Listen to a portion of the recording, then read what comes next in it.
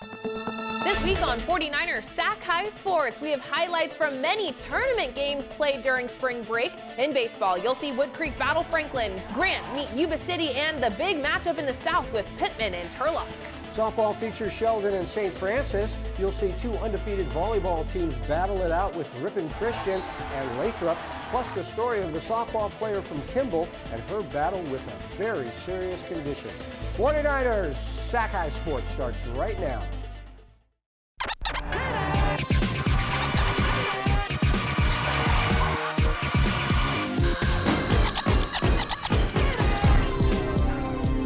Welcome to 49ers Sac-Hi Sports. I'm Aubrey Tolliver. And I'm Robert Brownstein. We start tonight in Antelope, where the 11-5 Cougars get set to face an undefeated Rodriguez team. Dylan Gladden-Ward is a senior on the center team. Dylan has a 2.62 ERA and .439 batting average. Like you said, the Rodriguez Mustangs are undefeated on the year at 18-0. Senior slugger Miguel Ramos is batting .455 with 5 homers on the year. This non-league matchup played in Antelope on Friday morning. Brian Mueller here to see this TGIF matchup between Rodriguez and center. The Mustangs already up 1-0 when they strike again. Runners at the corners for Joe Williams, and he goes oppo to right on a line drive. Demetrio Perriot scores to make it 2-0 in the second. Rodriguez has first and third again when Connor Brochard hits it hard back to the pitcher, Dylan Gladden-Ward, and he will start the 1-6-3 double play. A run scores, but the damage is limited 3-0. And it wasn't just the guys between the lines making plays. Check out the Rodriguez third base coach, and a nice throw. The Mustangs starter has a pretty good arm as well. Miguel Ramos notches a strikeout in the second, 3-0 through 2. He also got some help from his defense. Bottom 3 hit up the middle. Jack Metcho snags it, flips it to Landon Trout for 1, and the relay to first is in time for the double play. Top 4 now, the bases maxed out with Mustangs. Dylan Brown able to knock it down and gets the out on a tag. Another run scores to make it 4-0. But Rodriguez wasn't done in the inning. It's second and third now. Trout laces us off the mound and into center field. 2 runs will score, and the Mustangs starting to run away with it 6-0. The Cougars trying to get something started in their half of the inning, but the Rodriguez defense comes through again thanks to the Metch to Trout to Williams connection, their second double play of the game. Top 5, second and third with Caden Wild up, and he drives this to right. That will bring in both runs. Rodriguez up 8-0. Still top 5. Mustangs trying to tack on, but center has some strong gloves up the middle as well. Anthony Ramirez starts the double play himself, and Daniel Mesa completes it with a nice pick at first. Cougars still looking for a run. Kyle Sander now on the mound for Rodriguez, and he continues the strong pitching day, gets the K, and Rodriguez goes on to win it 8-0 to stay undefeated. Parker Ream out at Casa Roble on a cold, windy early morning for some great baseball action. Let's get it started. The Rams taking on Bella Vista, and Roman James had batters swinging early. He strikes out Jamie Groshong right there. He had 7 total strikeouts in the game, and while Roman held it down on the mound, his teammates gave him some run support. Tyrus Vogt skies one to center, but because of the weather conditions and maybe a lack of talking, the ball drops. Joey Golden comes in to score to put the Rams on the board first. In the top of the second we go. Bella Vista answers. Jaden Reynolds hits it to the right field, and the ball gets away. He comes all the way around to slide safely into third base, and man, they were loving the bats. Keeping it going, pinch runner for Reynolds with Paul McGathick up to bat, and he gets contact on this one. Looks like it'll be a routine play in the outfield, but let me tell you, it was cold and windy, folks. Bella Vista ties it up at 1 apiece. Not much action in the third, but in the bottom half, Joey shoots it down the third base side, but a nice play by Paul. Almost fell down, but gets to the bag to move to the 4th inning. In the 4th, he did his job with his bat. Runner on second, and that base hit gets him to third. Runners on the corners now. Enter Aiden Ferris at the plate. He hits a looper down the left field side to put the Broncos on top, 3-1. But this game came down to who could string together a few big bats in the end, and Casa got that in the bottom of the 5th. Down 3-1. Connor Anderson at the plate. Runners on the corners, and it falls in for the base hit, but it's going to be so much more. The ball gets away on the throw to third base, and they are all being waved home. 2 runs score, and Anderson making his way all the way home for the unorthodox inside the park home run to take the lead 4-3 later in the inning. Ryan Watson at the plate, and he shored things up. That ball was bouncing on the grass Monday morning. Galden comes around to score, and Casa wins thanks to a big 4-run 5th inning to take it 5-4. The Escalon Cougars looking for a win over first place Ripon. The Indians are 5-0 in league and up 1-0 after one, but not until Tulsa Carnes smacks this ball over the fence and left. Carnes ties this game up at 1. Bottom of the second, a runner on for Memes Karatachia, and the sophomore puts her team back on top. The 2-run shot makes it 3-1 Ripon. Escalon starting pitcher Brooke Davis gets out of the inning with the strikeout, and in the top of the third, Escalon goes on to tie this game at 3. So bottom of the third, Riley Magazinovich goes for the bunt base hit, and the Ripon leadoff hitter is fast. 2 batters later, it's Peyton Naranjo, and she slaps it through the left side. Caitlin Campbell scores from third, Ripon back on top, but the Cougars won't be denied. With a runner on second, Emily Vickers drops the ball into no man's land. Lucy Alba scores. Ripon gets a runner out trying to advance to second, so we are knotted up at 4 until the top of the 5th. Gracie Spurgeon with a hard line drive to the left side. Macy Vickers scores, and there are runners on second and third. Brooke Davis is next in line, and that one moves everyone up a base. Carnes scores. Shelby Wilder to third. The Cougars score 3 times the lead at 7-4. Bottom 6. It's now a 2-run deficit. Make that a 1-run deficit. Freshman Alana Hernandez takes that one deep the opposite way. The Indians fighting their way back. Ripon pitcher Memes Karatachia keeps this a 1-run ball game, striking out the side in the top of the 7th. Let's see if Ripon can take advantage. Ripon's 1-2 punch is so good. Leadoff hitter Riley Magazinovich with her 4th hit of the day. Then it's the Indians' second place hitter, Caitlin Campbell, up to bat. And Caitlin sends everybody packing. A no-doubter nearly over the trees in straightaway center. The Ripon Indians walk it off. Campbell says, "See ya!" Ripon stays undefeated in league, and Campbell talks about that last at-bat. When I hit that ball, it just felt really nice coming off the bat, and the best part about it was rounding second and seeing my team hyping me up. But it just felt really great. I remember our freshman year, we ended the game against Escalon at home the same exact way with the walk-off, so it just felt really nice to end the game like that. Luke Galindo reporting from Davis High School as Jesuit and Davis get ready to battle it out for the top seed of the Delta League. Jesuit strike first. The first shot is deflected by the goalie, but running in to put it in is Eli Gordona. The score is tied at 1 in the first quarter. Rowan Anthony decides to shoot it from 20 yards out, and he nails it in the back of the net to take the lead 2-1. Jesuit starting to take over this game. Kai Switlig with the pass to Peyton Koss, who bounces it into the goal, extending their lead 3-1. Anthony dancing from 15 yards out and scores by skipping it into the goal. Jesuit now leads 4-1 in the second quarter. At the start of the second half, Jet Aquino turns on the Jets and flips it over the head of the goalie to give some life to Davis. A pass from Mason Bennett finds Holt Kleinberg, who slings it in for a goal. Davis now trails only by 1 in the fourth quarter. A quick pass from Ethan Legons finds Ethan Cordona, who scores his second goal of the night. Jesuit leads 5-3 with 9 minutes remaining. Peyton Koss sprinting up and bouncing the ball into the net to extend Jesuit's lead to 3. Davis in desperate need of some goals. Hunter Massey is able to deliver one and get 1 goal closer to a comeback. Davis still trails by 2. Kleinberg passes to Adam Perry, who snipes it in to the top of the net to score. Unfortunately, Davis runs out of time, and Jesuit is able to celebrate their 10th win of the season, which leaves them at the top of the Delta League. Eli Cordona, Peyton Koss, and Rowan Anthony lead the way to a 6-5 victory with 2 goals apiece. Time now for the Players of the Week. These players are chosen for their standout performances from games played last week. Our first Player of the Week is John Wiley from Oakdale. The Mustangs defeated Central Catholic in Game 2 of the 2-game series. After losing in Game 1, Wiley took the mound for Game 2 and pitched a complete game, allowing just 1 earned run. John also got both of his team's RBIs in the 2-1 victory. Our second Player of the Week is Cade Campbell from Tokay. The Cal Berkeley commit knocked in 6 runs in the 10-8 extra inning win over Lincoln. Kate finished with 3 hits, including 2 big flies, and Tokay would go on to take 2 out of 3 from the Trojans. Cade Campbell and John Wiley are this week's Players of the Week. Stanford Healthcare brings us important tips so athletes can perform at their very best. Here's Dr. Stephen Weiss with this week's Stanford Health Tip. There's been a dramatic increase in shoulder and elbow overuse injuries. Pitchers are at the greatest risk. In fact, pitchers have a 25 times greater risk of arm injury when their arm is tired or in pain. To prevent these injuries, you shouldn't throw more than 100 innings per year if throwing from 60 feet. You should take off 4 months per year, avoiding also playing catcher. Be sure to always stretch and warm up prior to pitching. no proper pitching mechanics, and follow all pitch count and rest guidelines. Coming up, our first SunPower Electric game, a surging Sheldon team takes on St. Francis. Then it's Union Mine and Lincoln on the baseball diamond. This is 49ers Sac-Hi Sports.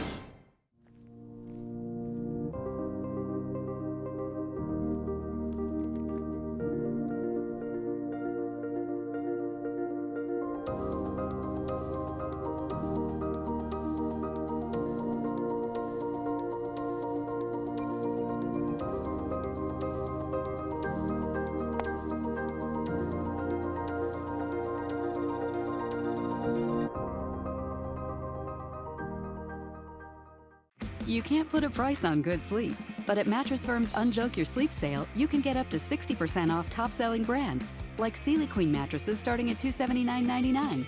Plus, get a free adjustable base with qualifying Sealy purchase up to a $499 value. Or shop Tempur-Pedic, the most highly recommended bed in America, in stock for immediate delivery, and get a $300 instant gift. And get 0% interest for 60 months with your Mattress Firm credit card. Only at Mattress Firm. Welcome back to the NBC Sports Studio here at Levi Stadium. Our first SunPower Electric game tonight is a big softball matchup being played in Sacramento. St. Francis comes into the week sporting an 11-1 record. The Trubies riding a 7-game win streak into their Thursday matchup with Sheldon. The Huskies are hot right now. Sheldon has won 7 of their last 8 games and stole a few big wins over top Bay Area teams in the Livermore Stampede last weekend. Sheldon looking to stay hot in this very important league battle. It's our SunPower Electric game, and our Brian Mueller was there. Electric game.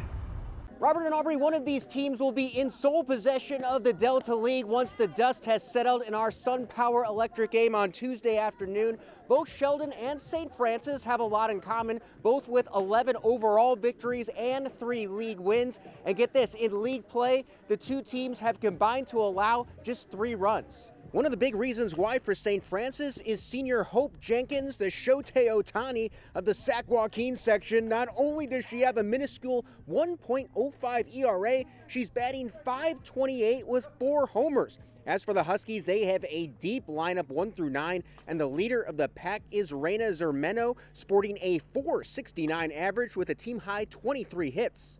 Let's hit the diamond for our SunPower Electric game. It's deja vu all over again for Sheldon, who just beat St. Francis of Mountain View last weekend.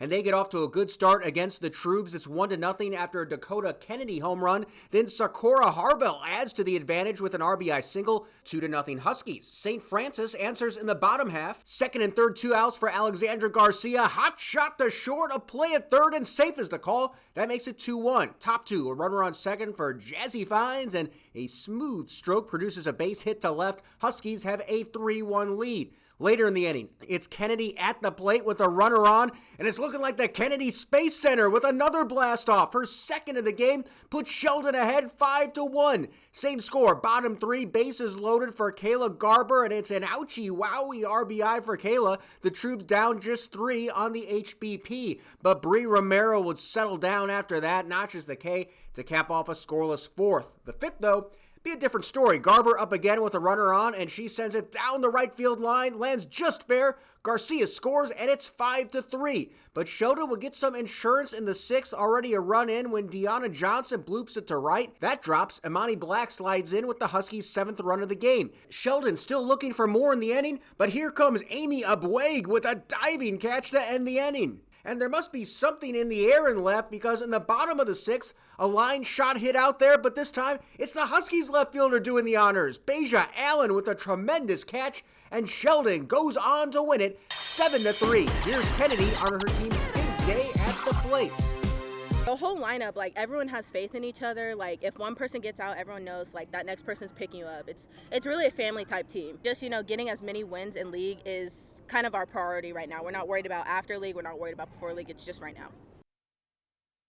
Union Mine takes on Lincoln in the El Camino Easter Classic. Tegan Schuler for the D-backs and Evan Struthers for the Zebras, battling out on the hill. Bottom 1, Lincoln center fielder Johnny Bowser lifts a deep fly ball down the right field line. It's a hit as Johnny's motor around second and heads for third for a stand-up triple. Nice hit there for Johnny. But wait, Johnny's not done yet. Go, go, Go, Johnny, go, go, go. Go, Johnny, go, go, go. Johnny, be safe. Bottom 2, Jake Spoffy on second and Thomas Mukai on third for Lincoln. Uriah Dermeyer grounds to short. Joe Rapace gets the runner trying to advance to third for the out. Mukai comes in to score 2-0 Zeebs. In the third, bases juice for Union Mine. Rapace smacks a single, 2 left. Coming in to score is Nick Connett, and it's a 1-run game. It's still loaded for Dennis Allen, who hits a foul down the right field line. Nathan Munch is there for the catch in foul territory, but it's deep enough for Austin Sweeney to come in to score. Diamondbacks looking for more as a chopper to third. Max Duncanson has it, throws it over to Dermeyer, and the runner breaks for home. Ethan Jorgensen is there for the tag and out, and we got ourselves the old 5-3-2 double play. Bottom 3 now for Lincoln. Runners on the corners for Kenny Winters, and the super sophomore delivers a single to left center. That brings home Noah Narker, 3-2 Zeebs. Still in the third, Lincoln loads him up for Spoffy, who grounds to short. They get the out at second, but Jake Spoffy is safe, and that allows Winters and Munch to come in. It's now a 6-2 ball game. 1 inning later, Narker back on second for the Zebras. Winters does it again, another single to the left side. That sets up the play at the plate. Narker's in for the score. 7-2 Fighting Zebras are in control. Then Duncanson comes in for the last 3 innings and closes the door on the D-backs as the Fighting Zebras go on to win 8-2 over Union Mine. Bowser, Winters, and Mukai all had 2 hits for the Zebras in the victory. Coming up, 2 of the best teams in the area battling it out. It's Wood Creek taking on Franklin. Then you'll meet this week's inspirational athlete. It's Bianca Quintero from Kimball Softball. But first, take a look at our Sac Joaquin section softball top 10 poll.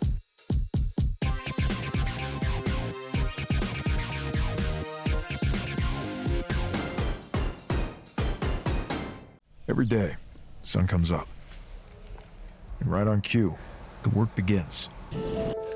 We start every morning, knowing full well we're in it for the long haul.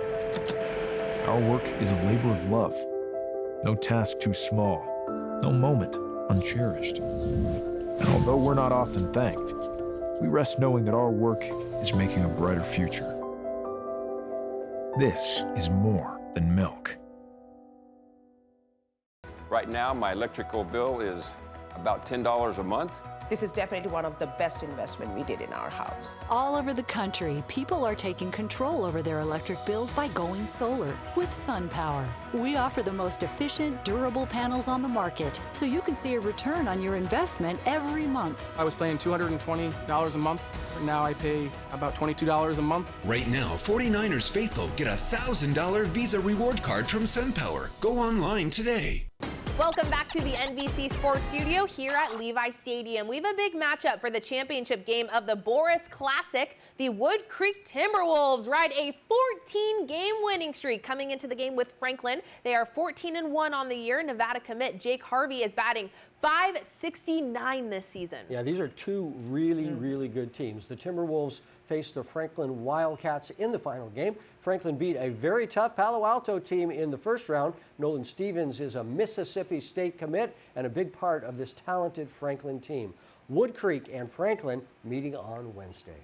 Out to the Boris Classic. This is invite only in the third round. Just so happens that Franklin and Wood Creek met. I'm Mark Willis. No score, bottom of the second for Wood Creek. Runners on the corners. Wyatt Harris gets jammed but is able to muscle it far enough to get the run in from third. That's Connor Barth. 1-0 Wood Creek. Bottom 3, Austin Nye cranks one to right, but that's where Zach McCrager plays, and he lays out to make the diving catch. Another great play for Zach.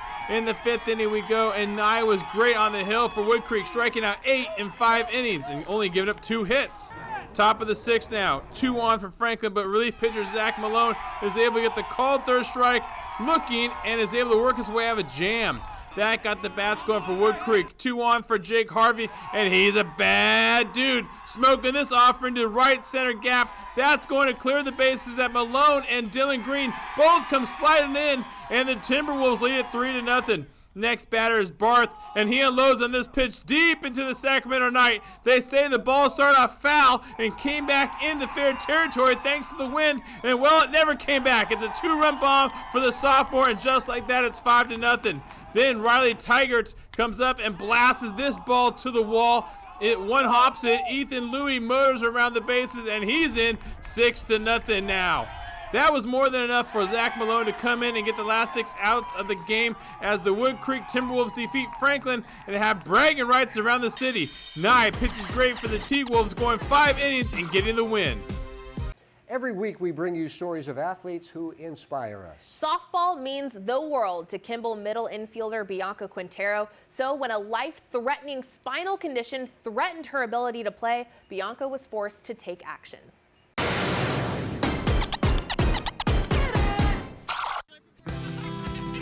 Making the varsity team as a freshman last year was a goal Bianca Quintero, or B, worked tirelessly to achieve.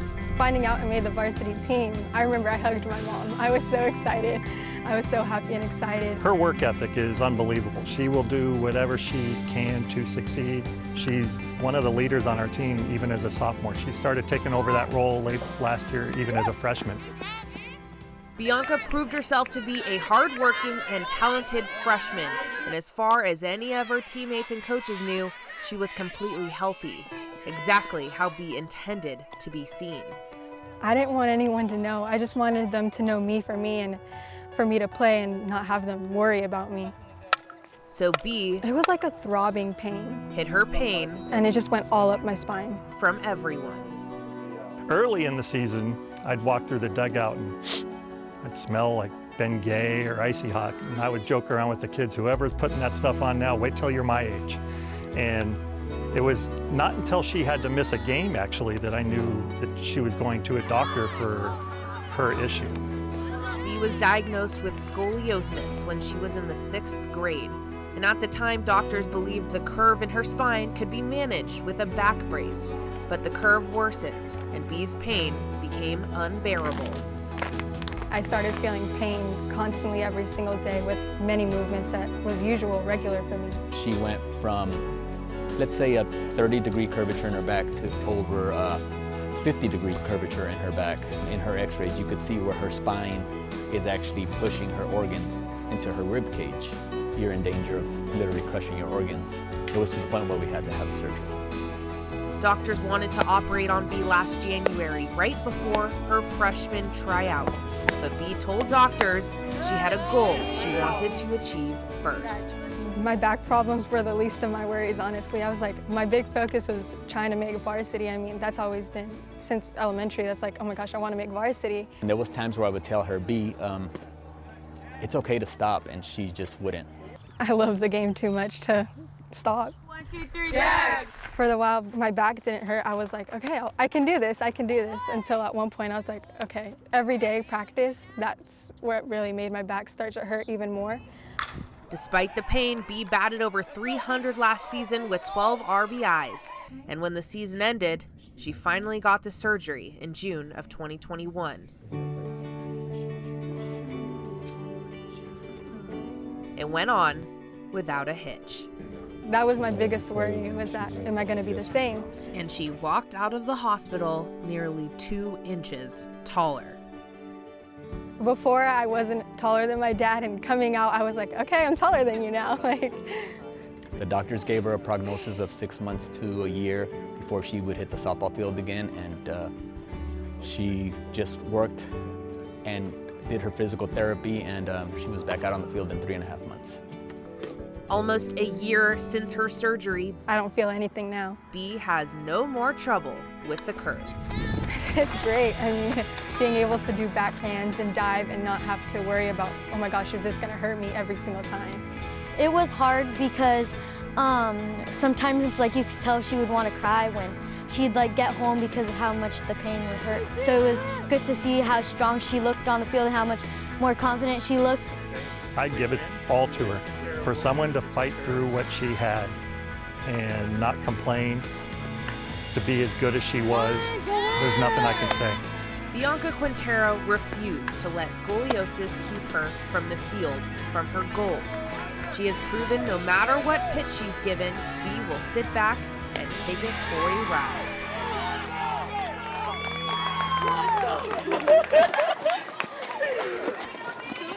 Bianca says she has absolutely no more pain in her back, and like her dad said, she was back on the field just 3 months after her surgery, and everyone I talked to contributes that to her passion for the sport and her strong work ethic. Yeah, and those pictures of the curve. The spine, the before and after. Oh my gosh, yeah. Crazy stuff. Coming up, the Mattress Firm Perfect Match is the CCAL matchup with Pittman and Turlock. Then boys volleyball with Cordova and Hiram Johnson. But first, take a look at this week's Spirit Corner featuring the Vacaville Drill Team.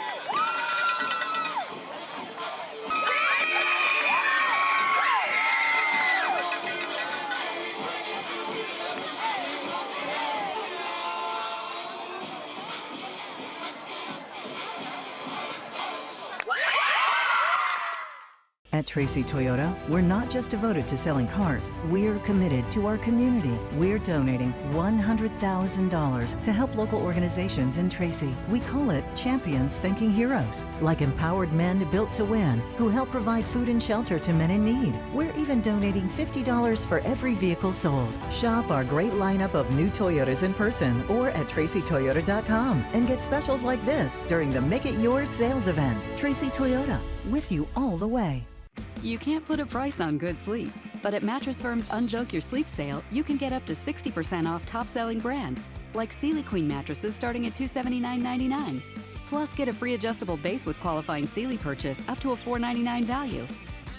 Or shop Tempur-Pedic, the most highly recommended bed in America, in stock for immediate delivery, and get a $300 instant gift. And get 0% interest for 60 months with your Mattress Firm credit card. Only at Mattress Firm. 49ers Sac-Hi Sports is brought to you by these fine companies who care about high school sports. By Stanford Healthcare, #1 in Northern California for orthopedics. And by SunPower, proud sponsor of the San Francisco 49ers. Our Mattress Firm Perfect Match this week is the first place series in Turlock.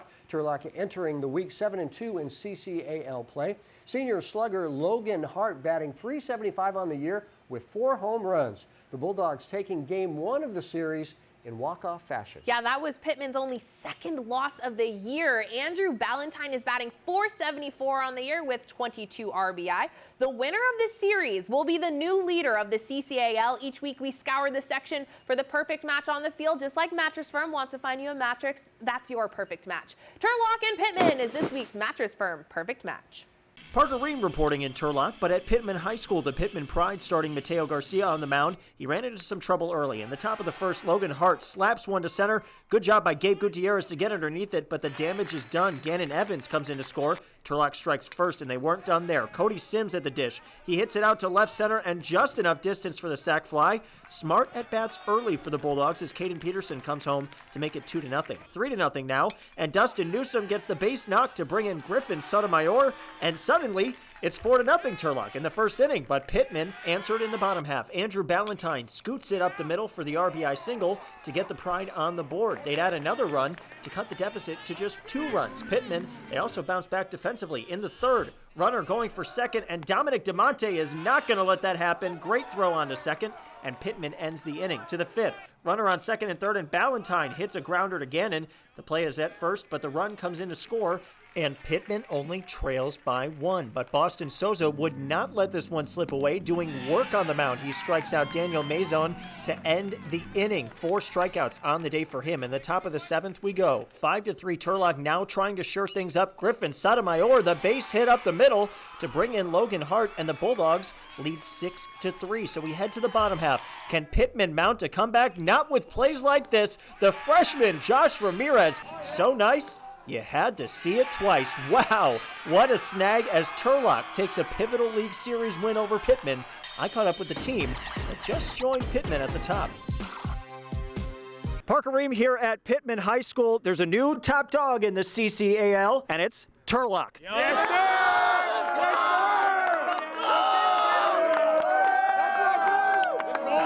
All right. right, guys, we start with Boston. You had a good day on the mound.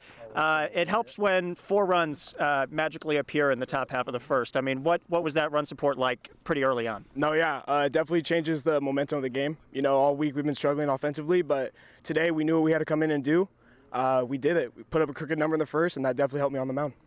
Sir. Over to Gannon. The bats were hot, especially late. You guys came through in some key moments. What does that say about this team to get a huge win like this at Pittman? It just says we were ready to hit the fastball, and shout out our pitchers for being ready all week. Yep, definitely carried us. 100 times too. Over to Josh, big man on campus, the freshman, making a huge play. What are the expectations for this team? You know, that is no slouch of a team in this league. What do you guys think you can accomplish in the playoffs?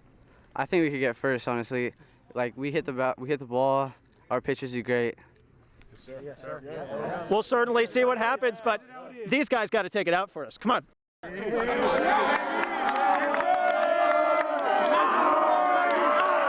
Luke Lindo coming at you from Hiram Johnson High School, where Cordova and Johnson get ready to start their league matchup. Cordova gets things started. Alex Ventura the bump, David Barliak to set, and Alex Ventura comes back for it and finishes off the play.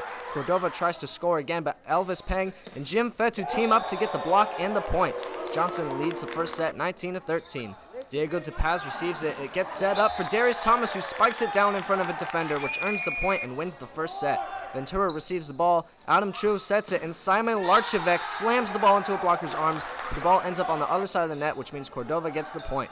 Ventura and Mark Pavlis get up and get the team block. The score of the second set is tied up at 24. Mahubula Kwasmi makes a clutch block to win set 2, 26-24.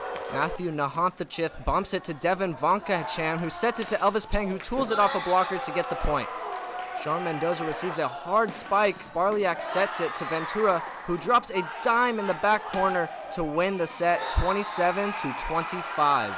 Ventura receives the ball. Chow sets it back to Ventura, who tools it off a blocker. Cordova needs to win this set to continue the game, but Johnson doesn't make it easy for him. Darius Thomas spikes it down, and Johnson take a 1-point lead in the set.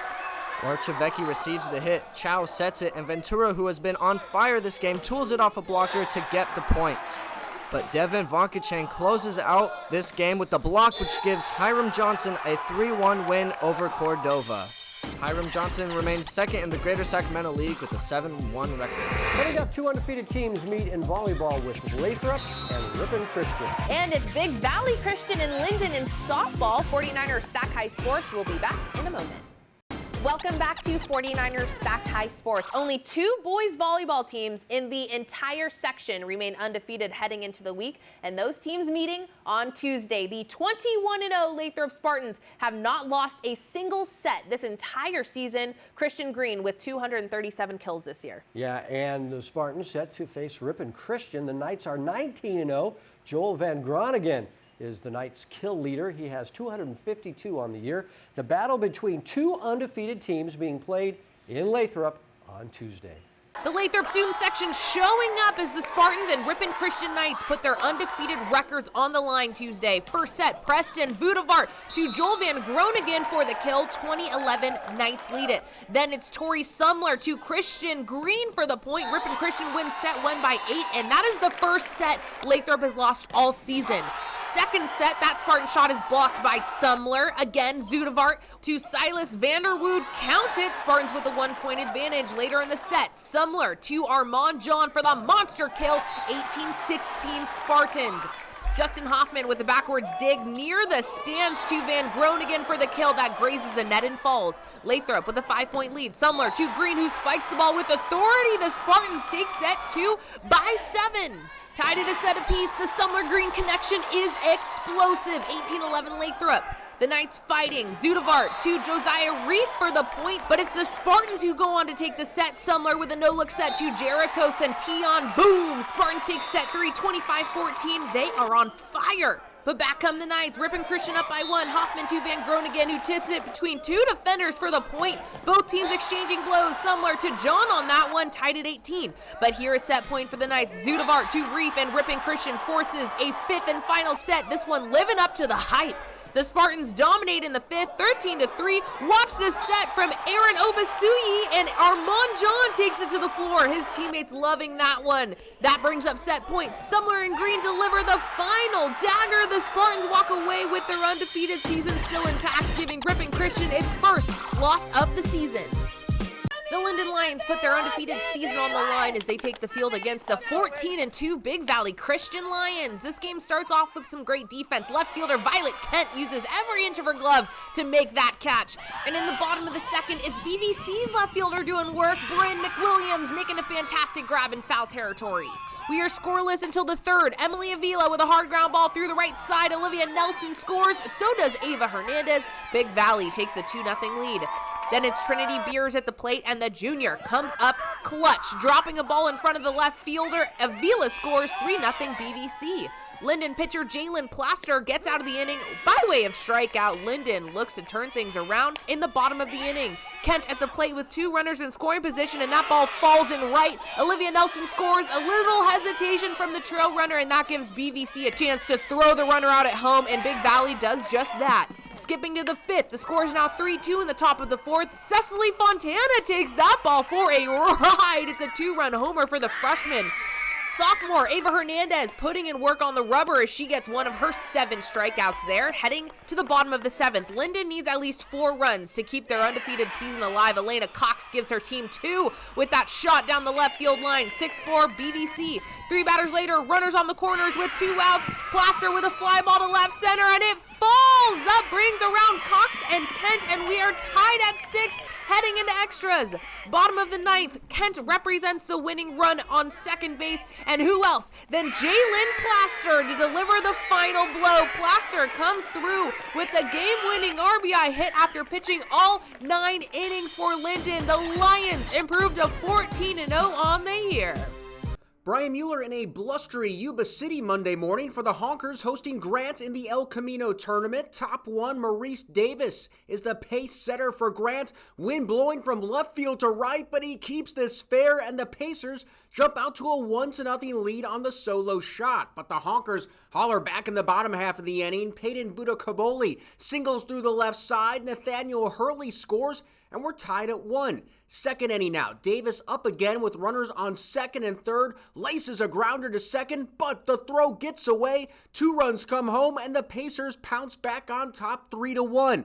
But the lead would be short-lived. Yuba with a couple of honkers on the pond, and Jaden Coleman is going to bring them both home. Hits a double down the line and left, and we're once again tied at 3. Yuba City would take the lead on a throwing error later in the inning. Samuel Hurley drives in another for the Honkers with a ground out to short, and Yuba City is up 5-3. Honkers back at the plate in the third, playing a little small ball. Matt Hernandez drops the bunt down, but the throw gets away. That brings in another to make it 6-3. Hernandez is on third later in the inning now, and the ball is loose again on the wild pitch, and Hill comes sliding in to pad the Yuba lead. It's 7-3. But the Pacers fire back in the 5th. It's Davis again. A base hit to center this time. And now Grant is within 3 at 7-4. Yuba would add a couple more in the next 2 innings to make it 9-4. But Davis wasn't done this time, making a play at short with the sliding stop and gets the out at first to end the 6th. One last chance for the Pacers in the 7th. But it's a harmless fly to center, and that will do it. The Honkers handle Grant 9-4 the final. Each week we present the Scholar Athlete Award. This week's Scholar Athlete Award goes to our inspirational athlete, Bianca Quintero from Kimball High School. She sports a 4.0 GPA. Very impressive. Coming up, our second SunPower Electric game, Whitney and Folsom meet in tournament play. Then it's Tracy and Lincoln softball as 49ers Sac-Hi Sports rolls along. You can't put a price on good sleep, but at Mattress Firm's Unjoke Your Sleep sale, you can get up to 60% off top-selling brands, like Sealy Queen mattresses starting at $279.99. Plus, get a free adjustable base with qualifying Sealy purchase up to a $499 value. Or shop Tempur-Pedic, the most highly recommended bed in America, in stock for immediate delivery, and get a $300 instant gift. And get 0% interest for 60 months with your Mattress Firm credit card. Only at Mattress Firm. We got next, we ready to flex, we're ready to rock, headed to the top. We got next, can't settle for less. I'ma need your best, so give it all you got. Kennedy TV show now makes space with 4 defenders around her and fires from 31 yards out and hits it perfectly. Settle for less. I'ma need your best, so give it all you got. We got next. Number 1, numero uno. Front page in the news, yeah, now you know. For the win, blood, sweat, tears in the gym. Harder than the rest. Our second SunPower Electric game is a final tournament game between 2 Sierra Foothill League teams. The Whitney Wildcats come into the week 14-3 on the year and are the current league leaders. Folsom looking to take home its first win over the Wildcats this year in the Christian Brothers Easter tournament. It's the SunPower Electric game, and our Mark Willis was there. Electric game. Yeah, the CB Easter Classic comes down to 2 teams, Whitney and Folsom. These 2 teams know each other extremely well. Whitney swept Folsom in the SFL League last week. A bright spot for Folsom was Sean Carney, who went 5 for 9 last week versus the Wildcats. As for Whitney, it's a different story as they got help up and down the lineup. But it was their pitching that was the difference. Jace Gilmore, Gavin McClendon, Luke Euler, Tanner Dykstra kept the Bulldogs at bay. Ronan McLagan takes the ball for Folsom. As for Whitney, they're going with Gavin McClendon. And that's about it, so sit back and relax for the SunPower Electric game. Clouds rolled in for the championship game, a little cooler by game time, but that did not stop these diehard fans from showing up. Top 1, Whitney and White, as Folsom gets the ground ball to Colin Callahan, who goes to Brandon Kasiasko for the out at second. In to score is Dylan Castellanos, and it's a 1-run ball game. Bottom 1, and Whitney's pitcher Gavin McClendon loves having Jace Gilmore's height over at first base, as he's tall and he makes that great play. We jump to the 4th. Whitney up 2-0. Cassiano squares to bunt, but it's a fake bunt slash. The ball goes to the wall. Sam Thawley comes in from second base, and the Wildcats lead it 3-0. Then Nathan Erickson dumps the pitch into the left field for a hit. Scoring from third is Jax Jimenez, and the Wildcats lead it 4-0. Still in the 4th, and Whitney still scoring as a pass ball gets away, allowing Castellanos to come in from third. 5-0 Wildcats. Runner on the corners now, Shane Saunders, who nails the pitch to third. Great stop in the throw to first, but the ball goes flying out of the glove on the tag. That allows Erickson to break from home. He makes it in. Whitney puts up 4 runs, all within 1 out in the inning, but the Wildcats were not done. Gavin McClendon hits a sac fly to center. Slade Wilson makes the catch. Gilmore comes in to score, and Whitney has a commanding 7-run lead. McClendon was looking strong on the mound, going 5 innings, only giving up 3 hits and no runs, striking out a few for the Wildcats. To the 7th we go. Runners on third for Whitney. Jimenez smokes the pitch right at first baseman. Matthew Gallant, who knocks it down, steps on first for the out, but on the play, Ben Menard comes in to score, and that would do it as Whitney comes out of the Christian Brothers Easter Classic as the champs. 8-0 is your final. Guys on defense, guys like Dylan Castellanos, Jace Gilmore, just absolute vacuums out there. Makes it really easy to pitch when you got guys out there like them. Our pitching came out. Gavin pitched well today, let up no runs as a team, and we just hit the ball really good and helped us win this tournament. In Sacramento for the SunPower Electric game, I'm Mark Wills, 49ers Sac-Hi Sports. Tracy area sports coverage is presented by Tracy Toyota off Freeway 205 in Tracy, with you all the way. The Lincoln Trojans on the hunt to stay undefeated in league against the second-place Tracy Bulldogs. The winds are a-flowing on this Monday afternoon. The Bulldogs have a run on first when Lincoln turns a double play. It goes Danielle Hunter to Jordan Hayes to Ziana Samifua.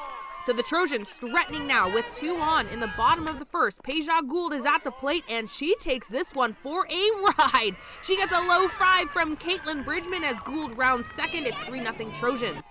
Top of 2, runner on third for Tracy. Melissa George lines the ball to center deep enough to score Janelle Bergman, and Tracy scores twice in the inning to make it 3-2. And in the top of the third, Bergman gives Tracy the lead with a 2-run shot. The Bulldogs' first baseman makes it a 4-3 ball game.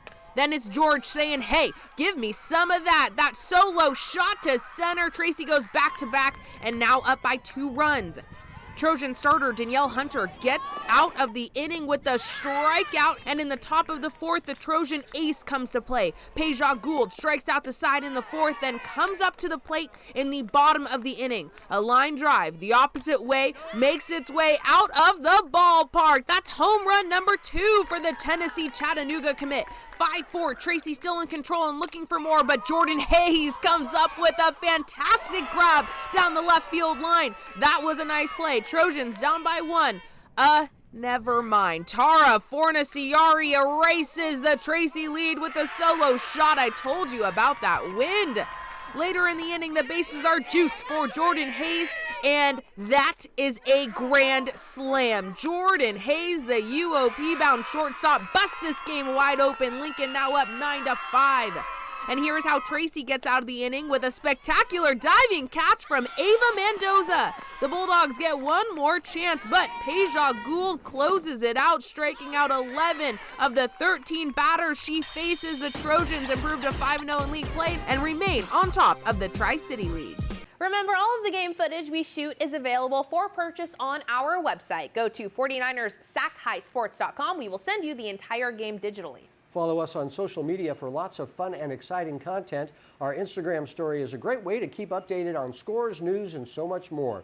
49ers.Sac-Hi is our handle on Instagram and Twitter. Coming up, Lodi and Del Campo meet in tournament play. Then it's Fairfield taking on Vanden. 49ers Sac-Hi Sports will be right back. Christian Brothers hosting a big spring break tournament this week. Lodi and Del Campo meeting Tuesday in the third place game. Nathan Sherbondi batting .530 on the year with 13 RBI. The Flames facing a surging Del Campo team. The Cougars have won 9 of their last 10 games. Hayden Hughes has knocked in 20 runs and is batting .488 on the year. Del Campo taking on Lodi on Tuesday.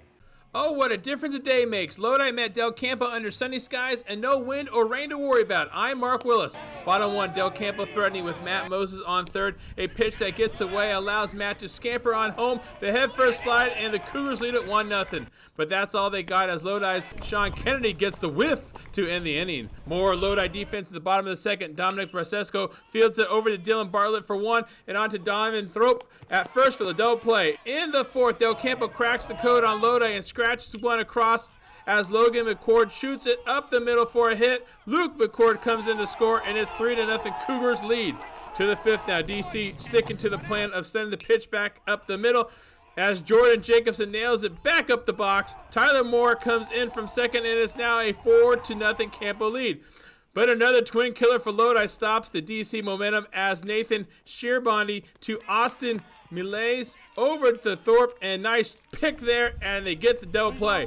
Big moment here for Lodi with 2 on. Evan Johnson comes in relief for Del Campo and gets the big strikeout to end the inning and get the team out of the jam. In the sixth, DC with runners in the corners for Logan McCord, who hits a fly to center. Austin Schmeier has it, but it's deep enough for Luke Tudor to score, and it's a 5-run lead for the Cougars, and that's all they would need as Lodi scratches one late. Cougars take third in the BC Easter Classic. We caught up with the winning pitcher after the game.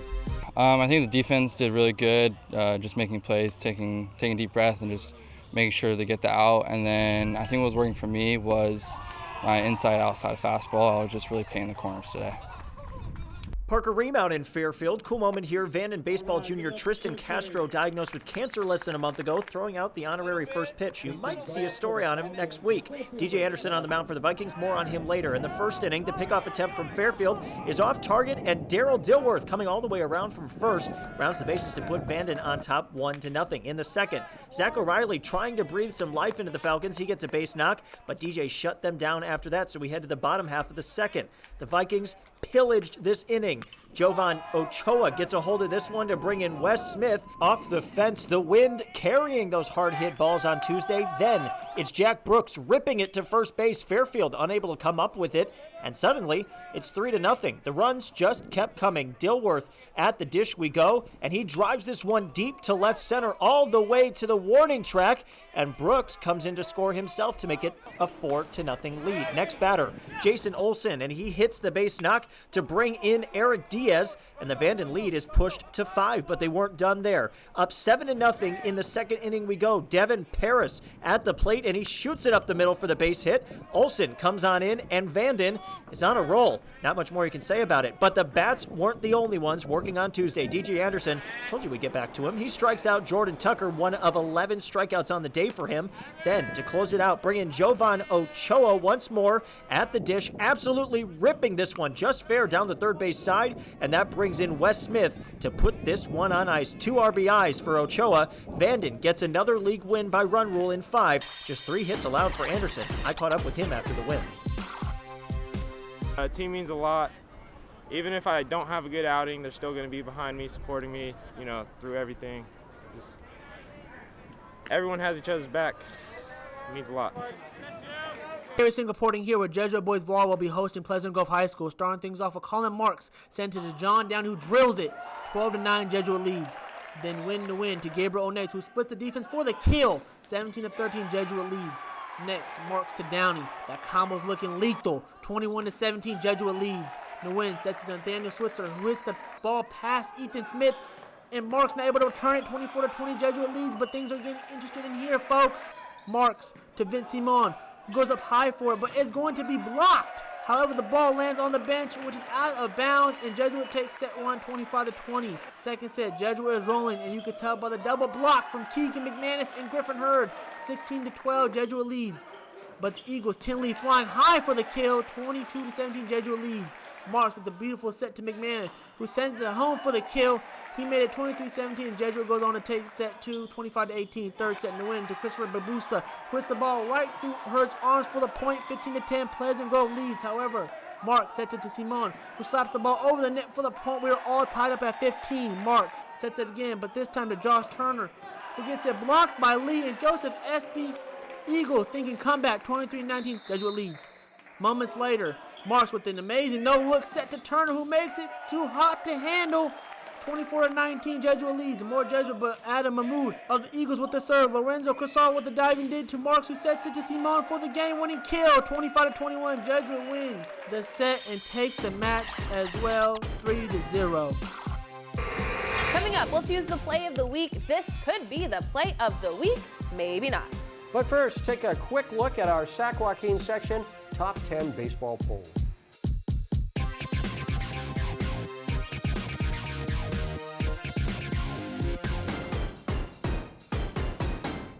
Time now for the play of the week. It's our wild man Mark Willis naming off some contenders and then awarding the play that we thought was the play of the week. Sheldon's Beja Allen making an announcement that left field is closed. And then Jace Gilmore announcing that he's got mad hops for Whitney. How about Josh Ramirez at Turlock announcing that this freshie can play? Let's show it one more time in slow-mo so all y'all can see the great play he makes. Back to St. Francis, and I'm announcing that Amy Abweg, this diving catch is the play of the week. Let's show it again in slow motion. The lovely catch and left. You get the play of the week. That's the play of the week, and that is 49ers Sac-Hi Sports for this week. Thank you so much for being with us tonight. I'm Aubrey Tolliver. And I'm Robert Bronstein. Join us next week to see how the Vanden baseball team is supporting their teammate who's battling cancer. We'll see you then.